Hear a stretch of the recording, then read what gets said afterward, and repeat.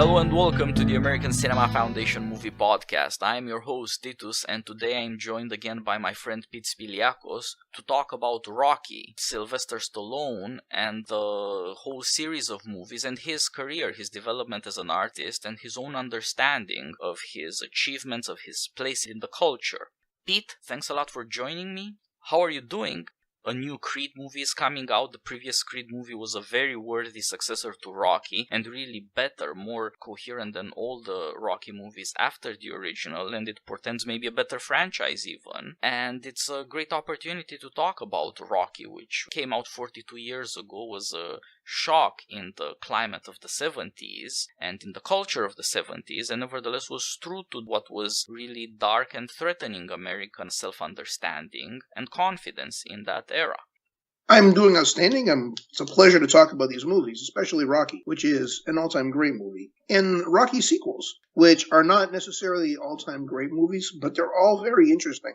I think the sequels are better at being movies about Sylvester Stallone and being movies about society than they are at actually being movies. Whereas Rocky is a great film on its own terms, you don't necessarily have to know a lot about the context of 1976 to appreciate the movie. Now, it helps to appreciate every element of the movie, but it's a great movie even if you come into it cold, whereas the other movies are best understood contextually rather than as standalone artistic documents. Yeah, that's a very good distinction. The popularity of Rocky is something we can think will speak to future generations as well, and it wouldn't have been out of place in the Hollywood of the 30s or the America of the 30s either for that reason. Whereas these other movies are indeed more interesting than attractive, and it's more a case of learning about them and about the America of the times than learning anything from them or really feeling very moved. The original story captures very important things about America and about human nature that are so well dramatized you just move along with it. They sweep you up and at the same time you're grateful, which I guess is why it's popular and it's a movie that people might want to see again. It's a case where you completely understand why this movie was a Best Picture winner and at the same time agree with it, which is, I think, a fairly rare combination. This is exactly the sort of movie that should win Best Picture most of the time. It's a patriotic movie about people who understand just how much suffering and misery there is in America. It has what Christopher Lasch called working class realism, no illusions about how life works out. It is not trying to justify power or to justify success, but instead it's trying to give a man a path to human dignity and spends most of its time throwing so many obstacles in its path that you wonder how it's ever going to get there. It's quite unusual for its plotting for that reason, and it reminded me of Frank Capra movies, which were often fairly depressive right up until the end.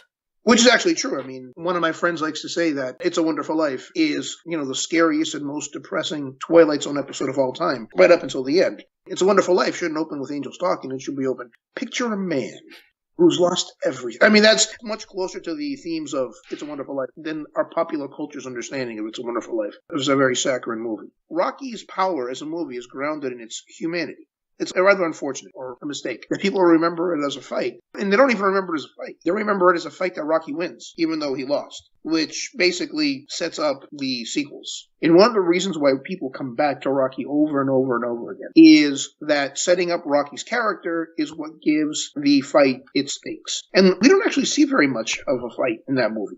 The fight itself takes maybe, 10 minutes of screen time? But people remember it as being a much bigger deal. But they remember it as being a much bigger deal because they've invested in this character so much. And I remember reading an interview, maybe it was Sylvester Stallone, and he was talking about he had all kinds of arguments with the producers of the movie. They liked the script, but didn't want to make that script exact. And the first act has that long conversation where Rocky's walking down the street with that girl, and he's telling her, if you have good friends, people look at a good person. If you have bad friends, you'll be a bad person. And Rocky's kind of speaking from experience, because at this point, he's a downwardly mobile leg breaker. The producers want him to take that scene out because nothing happens. And Stallone is like, no, the scene has to be in there because investing in Rocky as a good guy is what makes the movie work. And the thing is, Rocky isn't out there. He's not a superhero. He's not fighting crime. In fact, Rocky is a criminal, which means you have to put in a lot of work to show Rocky as being a good guy. Which is why in the movie, one of the most important things in the movie is that Rocky consistently treats people better than he absolutely needs to.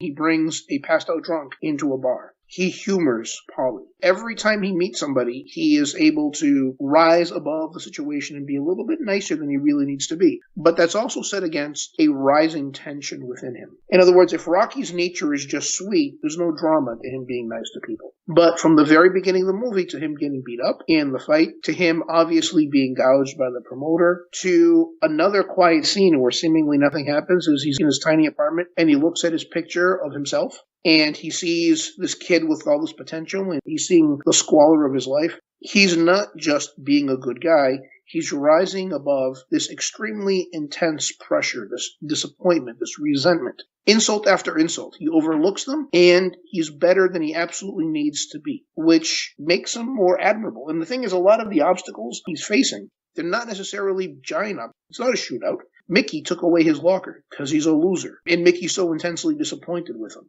The girl that he's interested in, by the way, as far as the audience can tell at first, is not particularly attractive, is not particularly witty, but he likes her anyway. Keeps giving him the cold shoulder. His boss's driver is constantly insulting him. In situation after situation and situation, Rocky is rising above tensions that aren't necessarily operatic. They're just human. They're the kinds of things that set normal people off, except Rocky usually doesn't go off.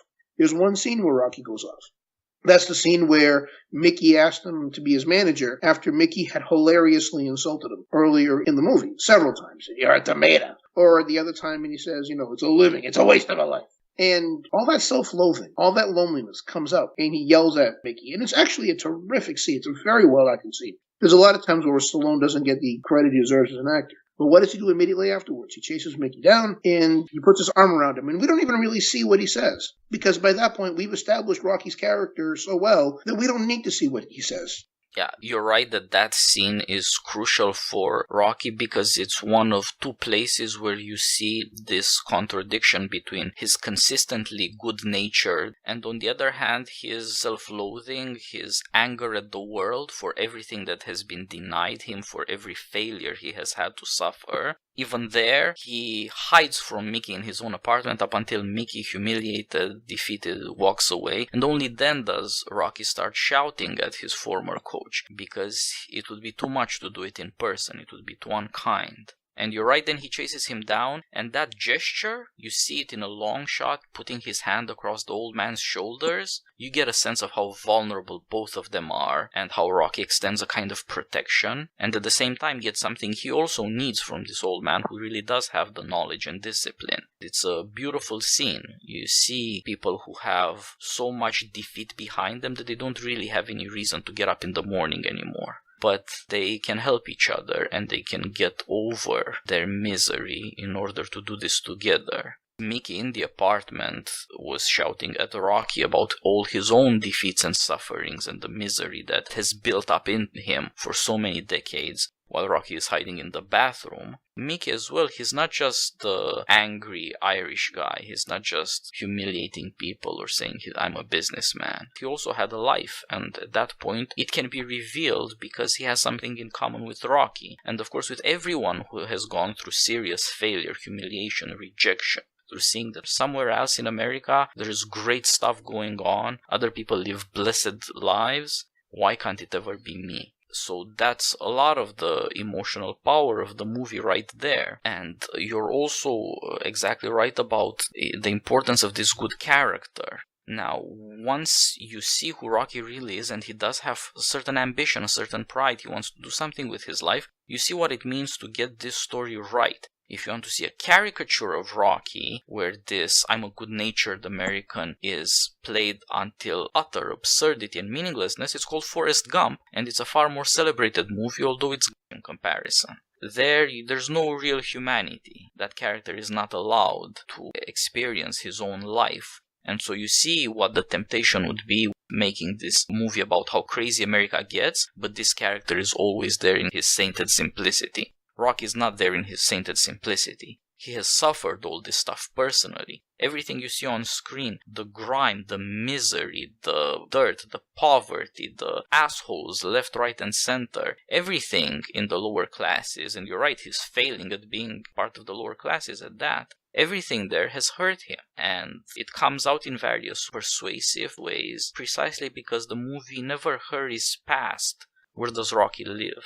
What is it like to be him? What is it like to go home in the evening? The more you sympathize with Rocky, the more you begin to realize, yeah, you have to take these minutes and go along with him because you also have to feel what this feels like. Closeness to the character builds and builds and builds throughout the movie. As you said, it's a 2-hour movie and 10 minutes of fighting tops. There's the beginning minute, there's the end fight, and in between you see most of it Rocky's life. Most of it is not pretty. Nobody would want to see that. But you also see how it has tested him. It has made him in some ways better, in some ways worse, and he has a chance to get his dignity back. To be the man he thought he was going to be the man he knows he should be, but he never sees any opportunity to be that man. And it's also slice of life things, like Thanksgiving at Paulie and Adrian's house. That is a painful scene. I think our popular memory of that scene is almost completely blotted out, the one where Paulie throws the turkey into the alley.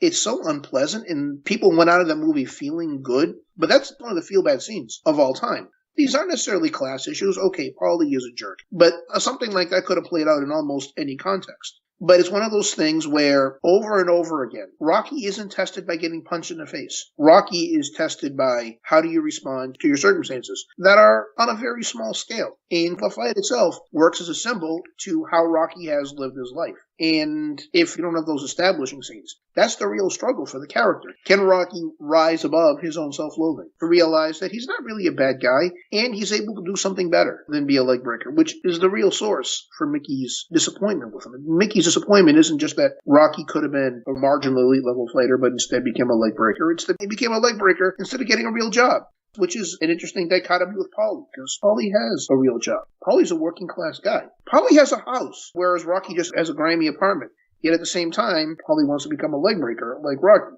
And Paulie is simply unable to recognize that when Rocky says no, they're not hiring for leg breakers. He's actually being kind to Paulie. Not just because Paulie would be unsuited to the job, because he's an uncoordinated fat guy. It would also be because he's recognizing that, to a large extent, Paulie has a much better life than Rocky does, if only Paulie was able to recognize it and appreciate it. But at the same time, he knows Paulie can't really hear it like that. If he said that to Paulie, he would be dismissed. So he keeps trying to find kinder, more roundabout ways to say it. Once again, Rocky is a guy who's facing constant internal tensions. We can feel his resentments, but he's constantly rising above it. But the rising above it doesn't have any dramatic impact if we can't see the internal tension somehow. And the movie is great at those two things. Constantly showing him struggling with the temptation to lash out, to withdraw, to be cruel, as he sees both people and circumstances conspiring to be cruel. But he's constantly rising above it. C.S. Lewis, who says, the reason God says, judge not lest you be judged, is you can't tell what's going on inside. And somebody who's acting like a jerk, given the strains that they might be under, God might see a saint. Given those same strains, somebody else might not simply be unpleasant, they might be, who knows, a serial killer or whatever. And that's kind of what Rocky gets across, where it's not good enough to show Rocky doing the right thing. We have to show Rocky rising above and feeling the internal tension, like when he's talking to that little girl. What does she do after it? She calls him a creepo. He says, yeah, who are you to tell anybody creepo? But what does Rocky do the next day? The next day, he goes back to being Rocky. He doesn't become bitter. He doesn't become angry, because this is a cycle that's been going on forever. Yeah, the Thanksgiving and later Christmas scene where Paulie goes crazy, takes a bat to stuff around the house and says every horrible thing he can think of. You can see everything that Rocky has and Paulie doesn't. The kind of stoicism. And this is the strength Stallone brings to acting. He's not impassive. People would say that his acting is wooden, but he's not impassive. His face, his gestures, you see that that's a real guy that you maybe saw someplace or another. He's very recognizable and he's plausible because you see he refuses to let people and things take him over and make him go crazy. And at the same time, you see the punishment he takes for it. This always takes a toll on him and you can see it. Stallone is by no means a great actor, but that is a great performance because he gets a character that's worth seeing and he brings that character out in scene after scene after scene, most of which aren't necessary to the plot, strictly speaking. They're scenes necessary to the character. They're scenes that simply belong to American cinema. This is how we want to see the movies, and he does it well in a time and culture where this wasn't everyday fare. He's not simply doing something that had been done before. And it's such a well-done script that you see this contrast between him and Paulie. Paulie is to an extent a good friend, but he's also nuts. He has no ability to control his own resentments, much less to count his blessings. If you watch the movie a second or a third time, you begin to realize that Paulie says a lot of things that you'd expect Rocky to say. Paulie goes crazy in a lot of ways you'd expect Rocky to get crazy, but Rocky doesn't. And that's good drama, and it's good characterization for both of them. And it's again a quiet achievement in a movie full of these. It's not the montage for training. It's not just the shooting of the fight. It's all these scenes, one after another, that give you a view of low-class Philadelphia that is unsparing and unflinching without being cruel. It gets sentimental, but not that much. Nor does it luxuriate in misery. It has notes of romanticism, but the romanticism never really rings false, and it never overwhelms either the plots or the characters. Whereas the sequels, they're all about the sentimentalism, they're all about the romanticism, they're all about the fantasy elements of Rocky. One of the best things about Rocky, which is also not noticed, after the fight's over, the music is playing a very small piano tune. It's very light. So you can very clearly hear what Rocky and Apollo are saying. Well, Apollo says there ain't going to be no rematch. There ain't going to be no rematch. And then Rocky says, don't want one. And then the music sweeps up, and you can't necessarily hear what everyone else is saying. Rocky got it. That's when Rocky understood that it wasn't about money. It wasn't about fame. It wasn't about celebrity. That was Rocky's final temptation. Would Rocky take success to become a different kind of monster? In the course of his everyday life, there's all kinds of ways he's tempted to be a monster. He's a leg breaker by day and a boxer by night. Both his job and his side hustle involve hurting people. But he's not somebody who lives his life around hurting people. But now that he's fought Apollo, he's got a chance not to date Adrian, but to become an international celebrity and date other celebrities. He could go to Studio 54. He now had that option, but he's rejecting that option. That's why he says, I don't want one. Because he's not going to become a celebrity. He's not going to abandon his best friend. He's not going to abandon his girlfriend. He's going to live his life with them on his own terms. Which brings us to the sequels. They're basically a betrayal of that version of Rocky. Yes, you're right. The two fights that open and close Rocky give you everything you need to know about the character. In the first fight, Spider Rico headbutts him, and that makes Rocky mad, and he beats the daylights out of him and knocks him out. But then as the fight is over, he hooks him with his arm to show that, yeah, we're buddies, we're still alright. Because he's Rocky. He gets hurt, these things make him feel miserable, but they don't destroy his character. And the last fight is like seeing his life again and again and again. He gets the daylights beaten out of him. People think he's a dumb, ugly guy. Well, this fight makes him a dumb, ugly guy. He can't speak, he can't see, he looks terrible. He suffers all over again, all the humiliations of his life. But finally, it's a fair fight. For the first time, his life is a fair fight, which is something Americans always want, and of course it's a human instinct. This is what boxing is for him. The reason he goes into the ring is not meritocracy or achievement or getting the title. He wants fairness out of life, and that's the only place where he's likely to get it, and because this is a fantasy at some level, it's also America looking at him. For once, the country that has always ignored him, and by extension everybody like him, finally they pay attention. And don't do it in pity, they don't do it with contempt, they pay attention. And that's of course something that everybody wants. Again, nobody can live thinking America doesn't give a damn about you, you don't matter.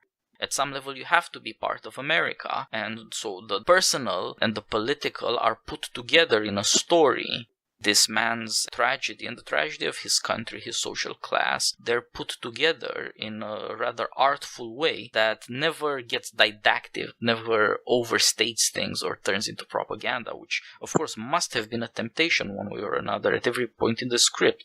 But the script always stays away from cheap shots, from easy success, all to give you this guy who has one chance to prove his dignity, that he can do well enough. He's never gonna be that guy that people want to worship. Every time you see a celebrity, is a guy who's just like you and me, but he somehow shot to the top. Nobody cares about you and me, but that guy is viral and trending and popular, and he's got the numbers to prove it, and you and I are part of those numbers. The ones who like him or share him or pay his salary or what have you. And so people naturally hope that in some way with their aspirations they rise with their celebrities, but that's not true, and it's in a certain way nutty. Whereas Rocky is trying to get his dignity back.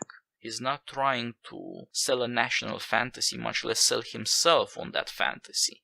After he accepts doing the fight, he starts having his moments of doubt and misery because he realizes he's not a moron. He realizes that he's being played for a punching bag, that he's being humiliated, that all this patriotism, it's the bicentennial year, it's the fight in Philadelphia, it's black and white, it's Uncle Sam wants you. All this stuff, it's all pageantry, it's all a lie. It's the lie that people feed themselves so that they can put up with the misery and keep feeding the celebrities who lord it over them. That's not what he's there for. He realizes he has got to get his dignity out of this.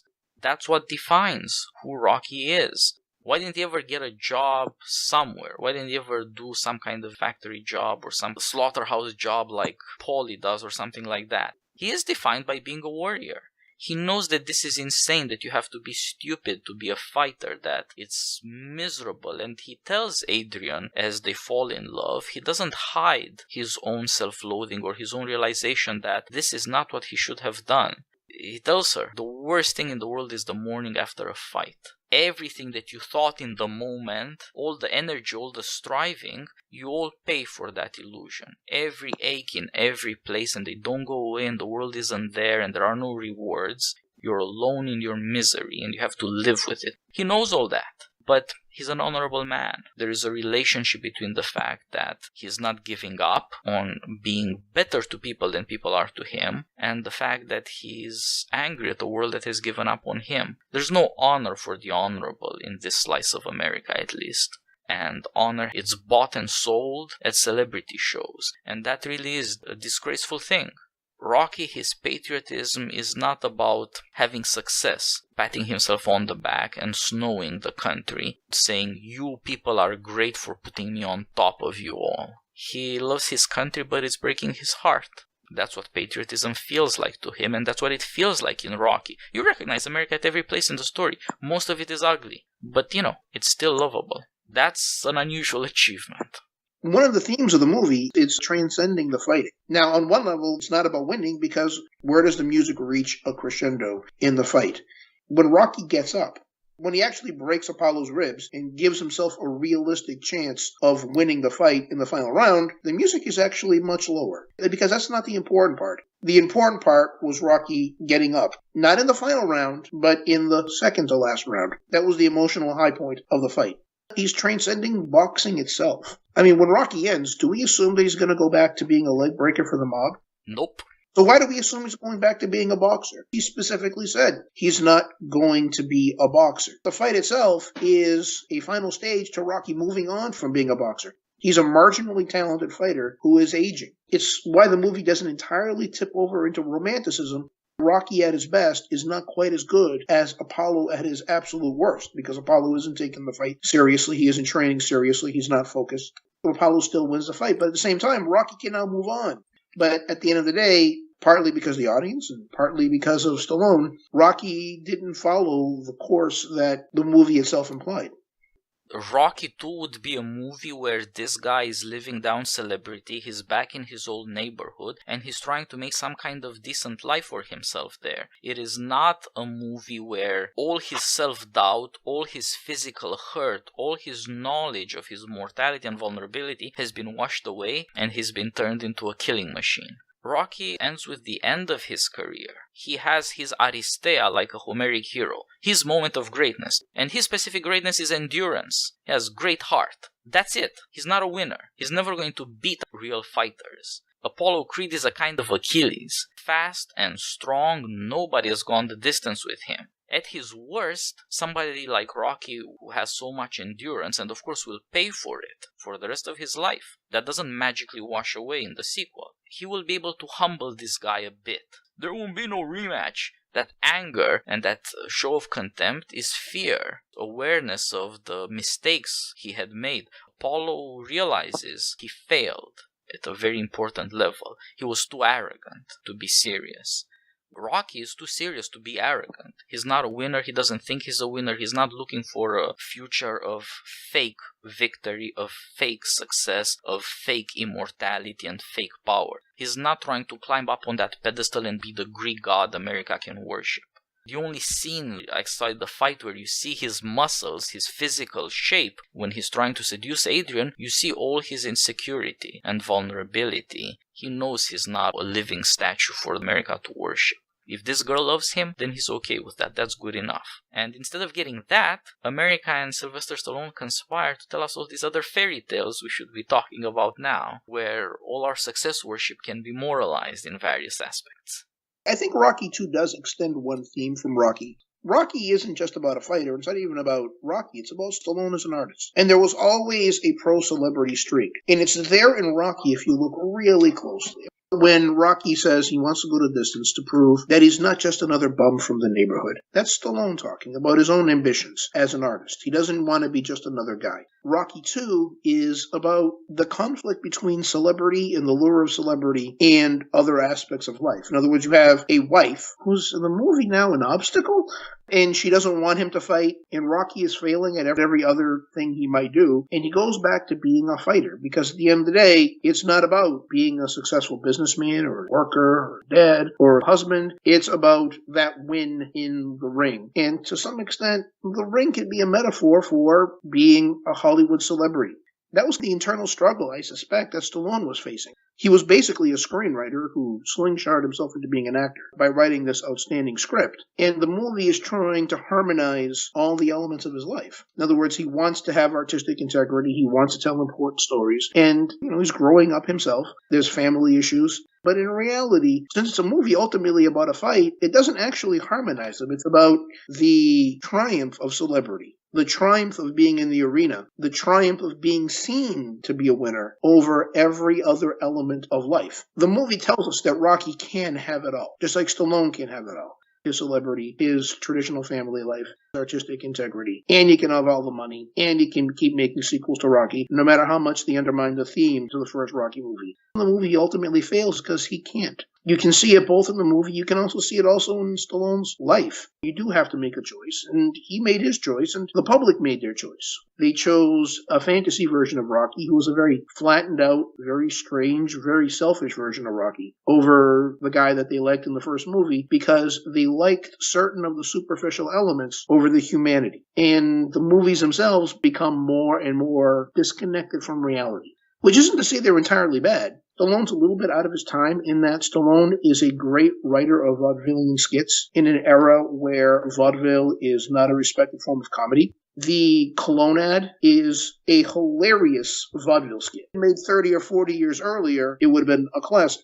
But at the same time, it's also playing for laughs the fact that this guy's brain-damaged illiterate. And it does have a little bit of a sting to it. But the rest of the movie is how this brain-damaged illiterate is completely incompetent at everything in life other than being a fighter. He goes back to fighting, and he wins now. And once again, this is the movie where it loses all contact with reality. In Rocky, an aging fighter who never got out of the clubs but is really talented, gets everything together and gives the champ a scare.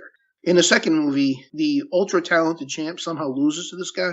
But it's not simply false because he beat Apollo. Beating Apollo is the culmination of everything that's already been false in this movie. Yes, that's very well put. Redemption would look different in Rocky and Rocky 2. Rocky 2 starts as a movie about how screwed up celebrity is and what a failure you are if you are a celebrity. And if you think love of victory is going to redeem you, that's just because you're running from every misery in your life, because you've been given everything and are screwing it all up. Whereas Rocky in the first movie was screwing up as a human being, not mostly through his fault, because the circumstances, because the country, because the people are as they are. In this other situation, he's got it all, and he's throwing it all away because it got to his head, because he tried to become what everybody wanted him to be. Rocky, you're the greatest, you're the greatest. And 2/3 of the movie really is about him embracing being that wreck, because it's really polished, and people applaud you for it. It's the suicide note of an artist. You would expect a movie where he does fight and he's beaten because of his arrogance, which is what happens in Rocky 3, of course, and then becomes contrite and learns about his humanity, which is what happens in various degrees in Rocky 5 and Rocky 6. If you look through those other movies and you throw out all the obviously fantastic things that seem like commercials for something we want to buy, here's my idealism and take my money too, there would be a good movie about a guy who ended up at the top, or thought he was because celebrity fakes the meaning of success, and has to fail and to be beaten up in a whole new way by life in order to realize I got high and I need to crash. And now I need to learn right from wrong again and do that decent thing that I could have done after success, but which success itself deluded me out of being able to do. That movie was never made because partly it's a story we don't want to learn. The audiences told Stallone what they wanted more of, and as the movies progressed, he gave them less and less of what he felt, more of what they wanted him to look like, what they wanted him to do. That's a crazy way to go as an artist, but it's also almost impossible to do otherwise. Some people manage to avoid the sequels, for better or for worse, but the audience is a ruler, and the artist really is only an advisor, and it's very, very hard to resist this combination of success and pressure. Because you're supposed to have another success, and you cannot have another success unless you give people what they think they want, which is not what they really want. Yeah, one of the relatively few artists who've managed to walk away from properties that were successful at the top would probably be Jerry Seinfeld and Dave Chappelle. Jerry Seinfeld could have made far more money by producing a mediocre show for another 2 or 3 years. But he just said at some point, an artist has to tell the audience, no, that's it. For the piece of art to make sense, you can't keep changing the piece of art because at some point it's complete and you need to move on to another piece of art. And Dave Chappelle, he left the show at the peak of its popularity because he recognized, he looked inside himself, and he couldn't produce that much material that would have been up to that standard and would have had integrity. He could have produced material, he could have produced a certain amount of programming, but at some level it would be stealing, and on some level it would be defacing his earlier work. So he moved on to something else. He moved on to producing other artworks, which might be good or which might be bad, but would not actually be defacing his previous artwork. And he talked about how difficult that was. The way they trap him is they have him grab a sugar cube and the monkey doesn't let go, so he's trapped. And what he said was he just had to learn to let go. He had to learn to move on. He had to learn to do what he wanted to do, even if it wasn't always necessarily what the audience wanted to do in the moment. But at the end of the day, Stallone preferred to be a celebrity rather than to move on to something else. Yeah, these are very good examples, partly because they made shows those are somehow repetitive by themselves, but also because they paid a massive price for their decision to walk away. Leaving aside things that we can't really know, the mental breakdown at some level, because what your life has been for years is not there anymore. But also all the money you lose and just going dark, disappearing from the world for so long. And so we need to talk about love and money. In America, if people give you money, they give you love. Seinfeld was defining for the 90s because they were an age of misery, spiritual exhaustion and self-loathing at a massive scale, but he managed to laugh at it as opposed to the prettied up, gussied up spiritual desiccation of Friends, where you see husks of human beings, ready-made celebrities that nobody could possibly admire or tolerate even. These were massively popular shows, but at least Seinfeld realized it's over, the joke is gone stale. You cannot let these people take over your life. They bought and paid for you, but it's over now. And so also with Chappelle, who had even more of a breakdown. And they're never going to get their careers back. They're never going to be loved again. They're never going to be culture defining. They can live off their legacy. They can maybe add some few things to it, but it's over. And that's really, really hard to live with that. You're riding the wave in a country where change is changing all the time. This is your one opportunity. Don't let go. Ride that wave for all it's worth.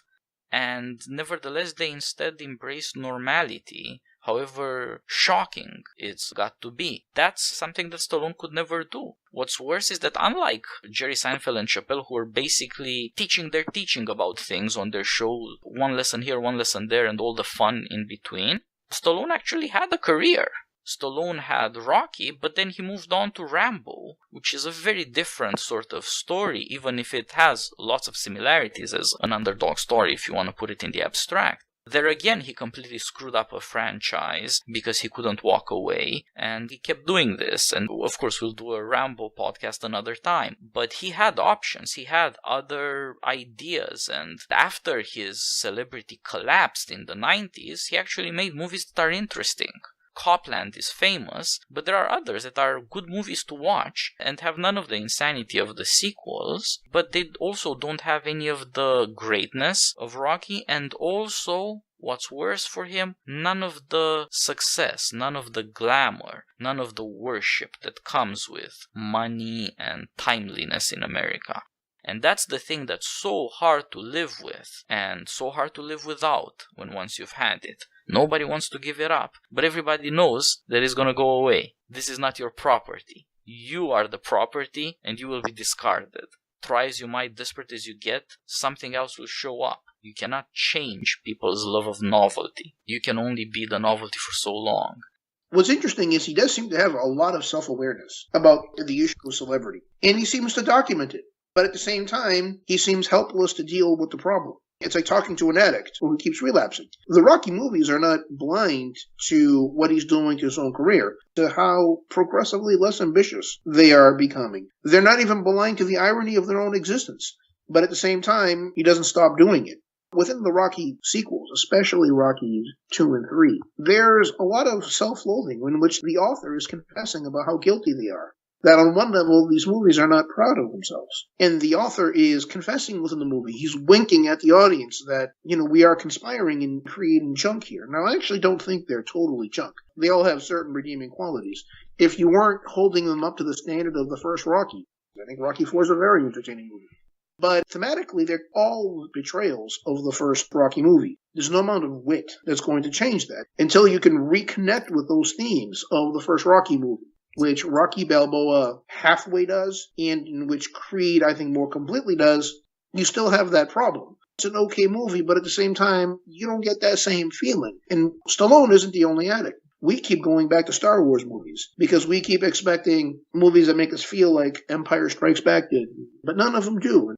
Yeah, so always you see this, we do expect on the one hand to feel great again, and on the other hand, if you're an artist, you want to capture to some extent what it is that attracts your audience. Not necessarily what they think was great, but what is memorable in a work of art. What character can it show you, and how does a story develop? What is the surprise there that becomes memorable? And that does set some kind of standard, but it splits up in two different directions that almost never match.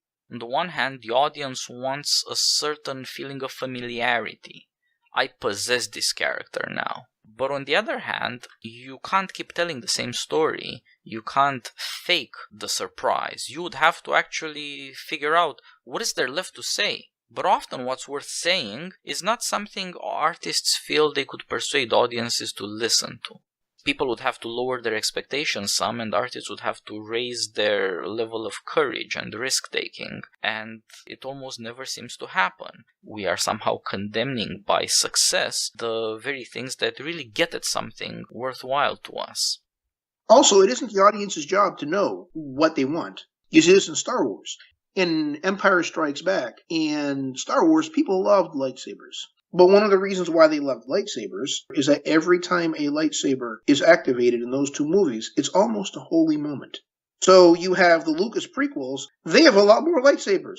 Oh man, I always wanted to see a bunch of charging Jedi with lightsabers destroying completely depersonalized and totally incompetent robots. Well, why don't I feel the same about all these? I love lightsabers. Now there's a lot more lightsabers. Why don't I feel that way? Well, it's not their job to say, listen, lightsabers only matter to the extent that the story makes them important. But at the same time, if you ask the audience, what do you like? Lightsabers. Okay, well, lightsabers. What I like about Rocky? Fights. Okay. No one ever says they like the Thanksgiving scene in Rocky, but it's a much lesser movie in the absence of that. In fact, the fighting minus those things, it doesn't matter. But it's not the job of the audience to plot out your movie for you, to create the stakes for you. Yeah, you're right. So this is something that writers and producers need to understand. If you ever ask people uncomfortable and painful stuff, you saw somebody suffering and you thought, yeah, this is real, this is the country we live in, how did that feel? The answer is always going to be it felt bad.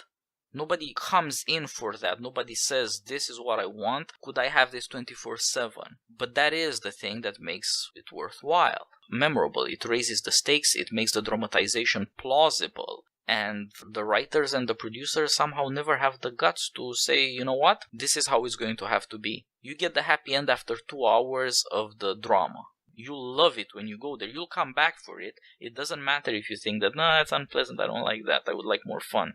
No, you'll love it. You loved it the last time. Trust me. Either the studios are too cowardly and think of movies and characters at the level of selling toys and no further, or the artists themselves are too scared and in certain ways used up. It's really hard to get the confidence that you have another story to tell. It's hard to have any kind of success and then say to yourself, what if I didn't have this success? What story would I really want to tell? To go back before everybody was flattering you and at the same time pushing you to make them feel good. That's something that we're simply not able to do as a culture and as a business. Producers and studios seem utterly insane and do not understand what it means that they own property. You have to make it work. If the car won't run, it doesn't matter if it looks like a goddamn Maserati. So also with characters and the stories people associate with them. And on the other hand, on the cultural side, the press is incredibly incompetent. If people in the press, in the film criticism, had liked Stallone and Rocky, if people had not resented it, they would have loved the sequels as camp. This was a beloved term in the 70s. They would have loved them as irony, self-consciousness, self-referential, meta-narrative movie making. Nobody ever deploys these collegiate words about Rocky or Stallone because he mumbles. Nevertheless, as you pointed out, the sequels like Rocky 3 starts with him fighting a wrestler. That's the epitome of self-loathing for Stallone. Yes, people, it's all fake. Well, the thing is, I think the Hogan scene is probably the best scene in the movie. You would have had a really good short movie if you just had the Hogan scene, because that encapsulates the entire movie. Now, there are lots of great things about the Hogan scene.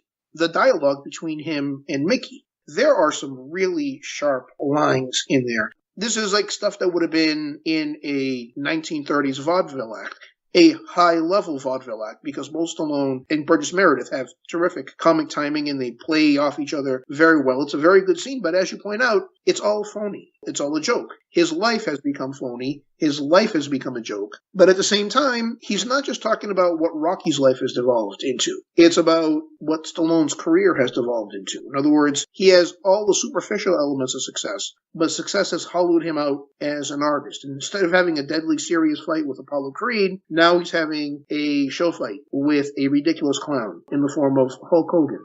Formally, the movie is about resolving this conflict, him getting his artistic integrity back. But the existence of the movie undermines that point. If he had his artistic integrity back, he probably wouldn't have made Rocky 3. Every element of the movie is a lie.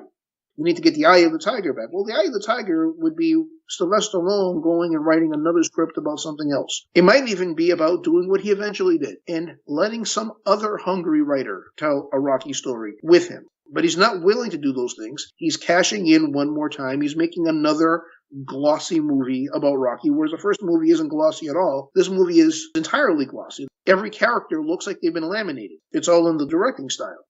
Stallone's conversation with himself in the movie is much more interesting than anything in the movie itself, because the dialogue is pretty terrible.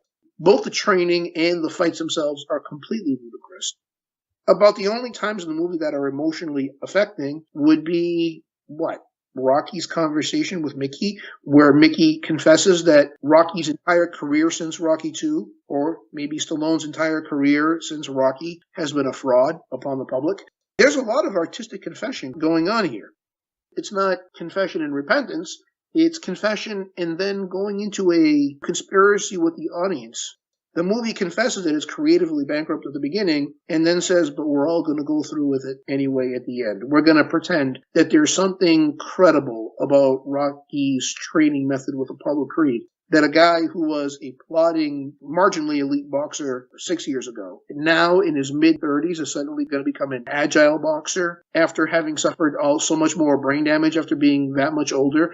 That's nuts. In Rocky, he stops looking like a boxer and starts looking like a competition bodybuilder.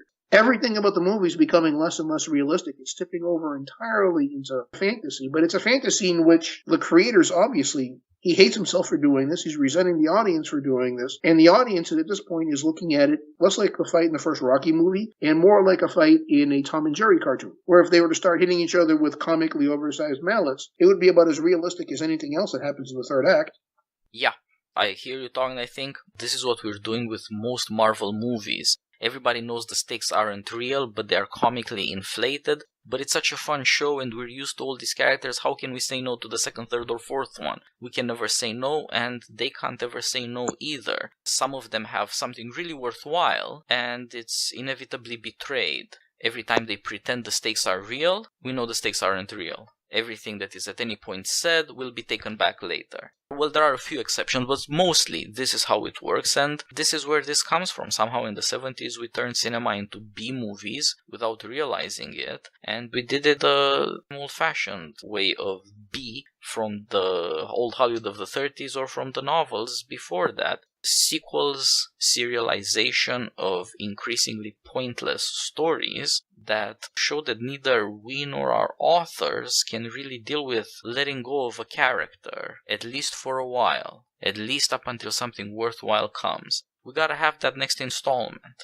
The culture requires it, the consumption of products takes complete control over the production of works of art. Yeah, we look at Christopher Nolan with Batman.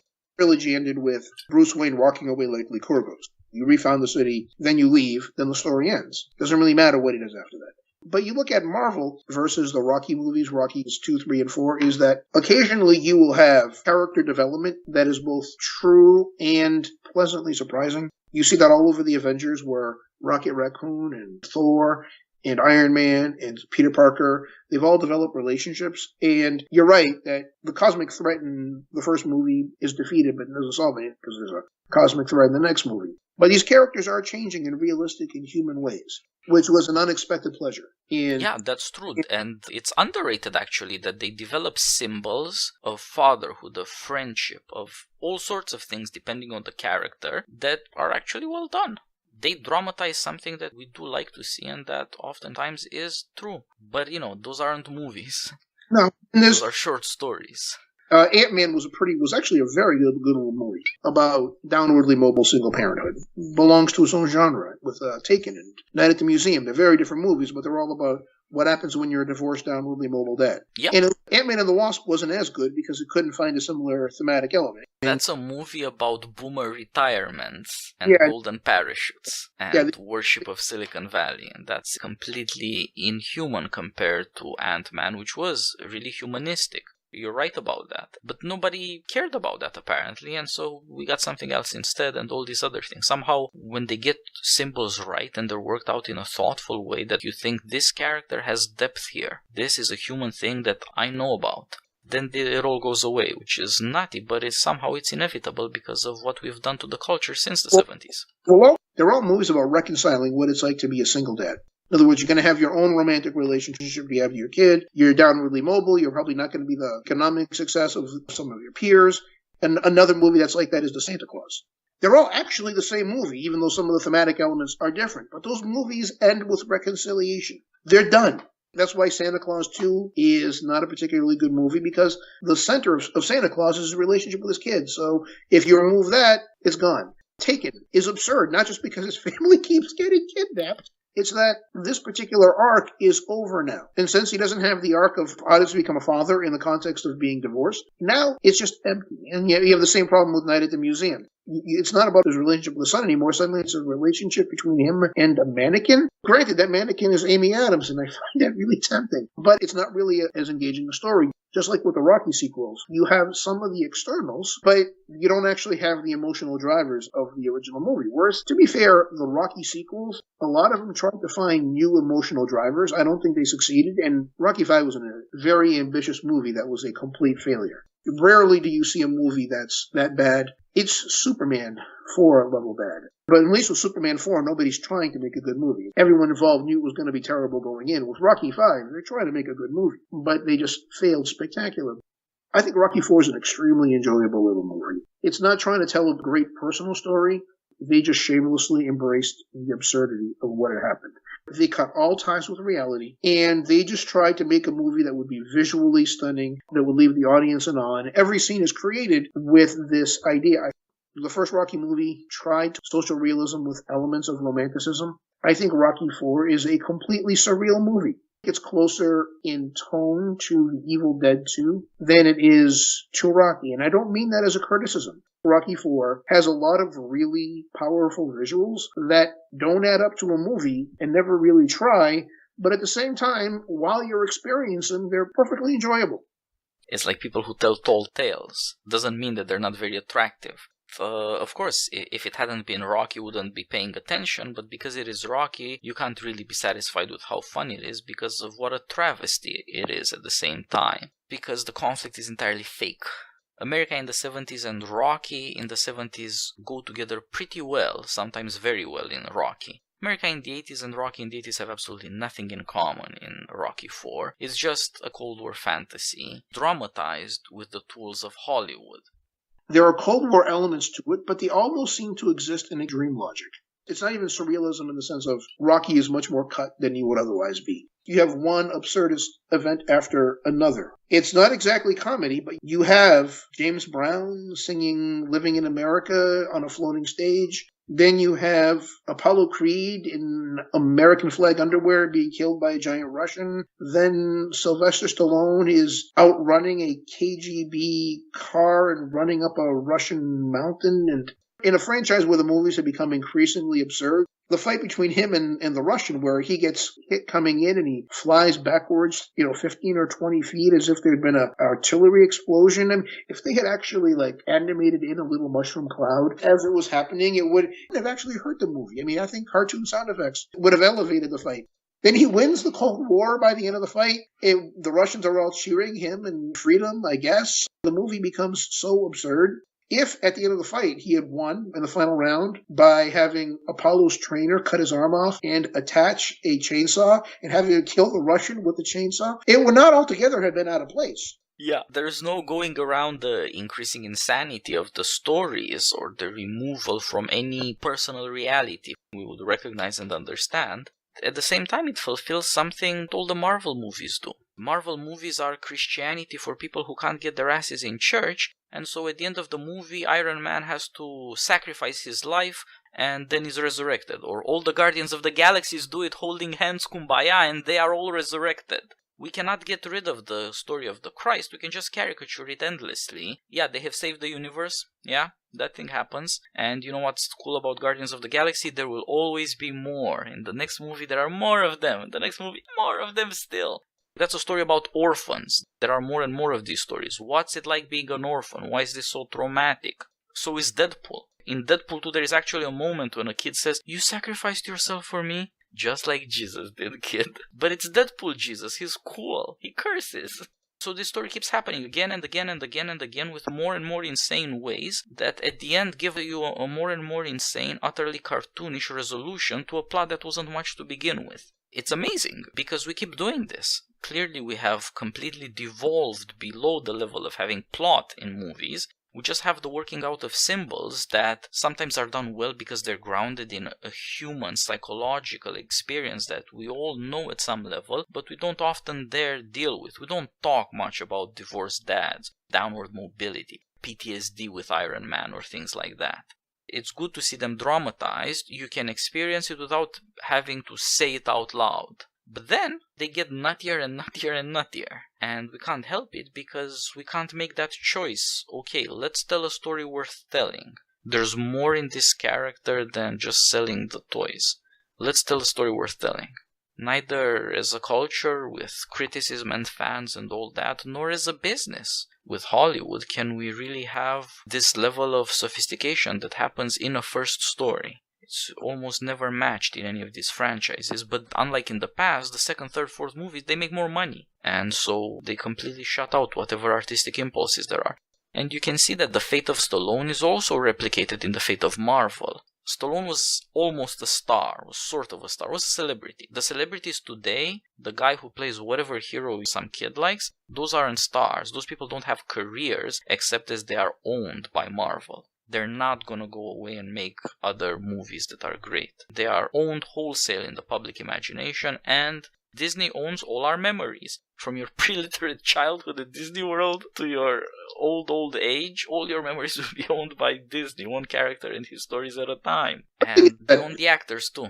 Nobody would care about any of these actors otherwise. Well, all these stars are going to be replaced within the next 5 or 10 years. I mean, we're going to get a new Iron Man. We're probably going to get a new Captain America. We're probably going to get a new Thor at some point. And the thing is, the intellectual property continues, but that's because Disney is a company that continues in perpetuity. They're going to own the IP. They're going to try to maximize it. What's interesting is Stallone seems to have taken a real proprietary interest in Rocky. He didn't sell Rocky to Paramount and said, make whatever Rocky you want. He seems to really care about it. And the thing is, one of the reasons why there's so much obvious self-loathing, especially in Rocky 3, is that he does seem to feel guilt about what he's doing, and he gives the movies a wink.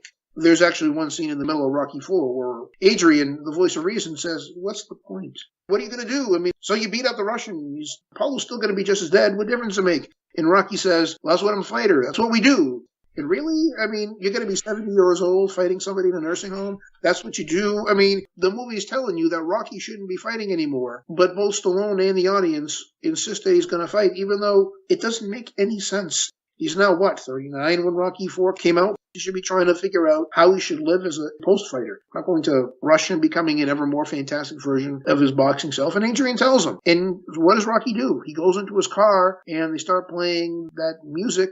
He's seeing all these decontextualized moments. And once again, the impression is somebody caught in a nightmare. You keep reliving individual moments, not necessarily in temporal order, whatever's flashing in front of your brain. And the entire movie's like that. Cut together like a bunch of scenes. You can recut Rocky 4 and tell it in almost any order. And it would make just as much sense. Yeah, there you see the agony of a guy who has done this to his career, who has let himself be absorbed within a character that the audience and the corporation of the studio feel they own and will milk for everything they possibly can. Nutty as it is, it's the fate of everybody in our times. This is what Marvel is all over. It's 40-year-olds reenacting the fantasies of 20-year-olds. That's who their character is.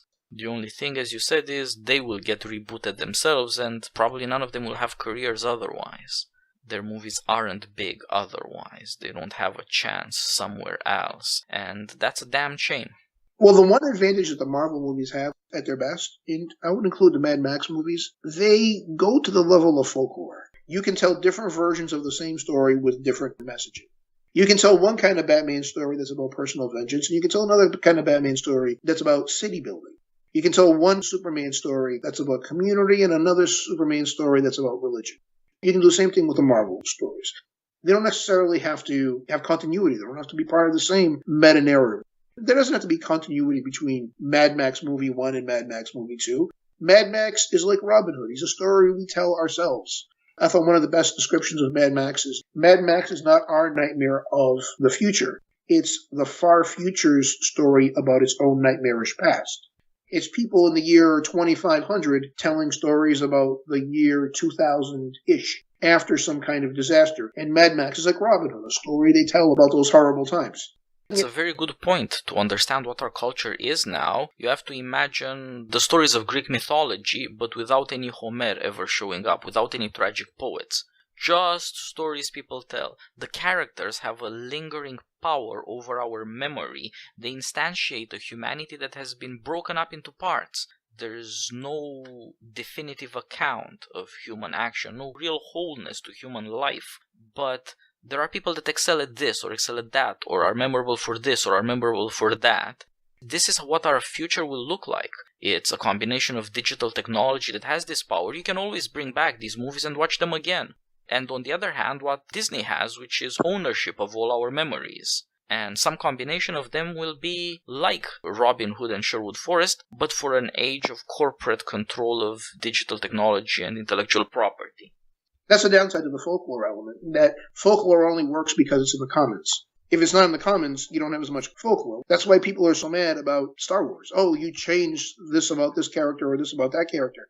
That's because for them there's only one version of those characters, and that's the official corporate version of that character. Whereas if they'd been in the commons, if you had a reasonable creative regime, where after 30 or 40 years, not necessarily the movie, but the characters of Luke Skywalker, Han Solo, whoever, they went into the commons, and then people can tell their versions of the story, which, by the way, aren't necessarily going to be the same story. They're not necessarily going to be part of the same meta-narrative. But that kind of flexibility allows you to tell different versions of the same story. That's why folklore works, because it's flexible.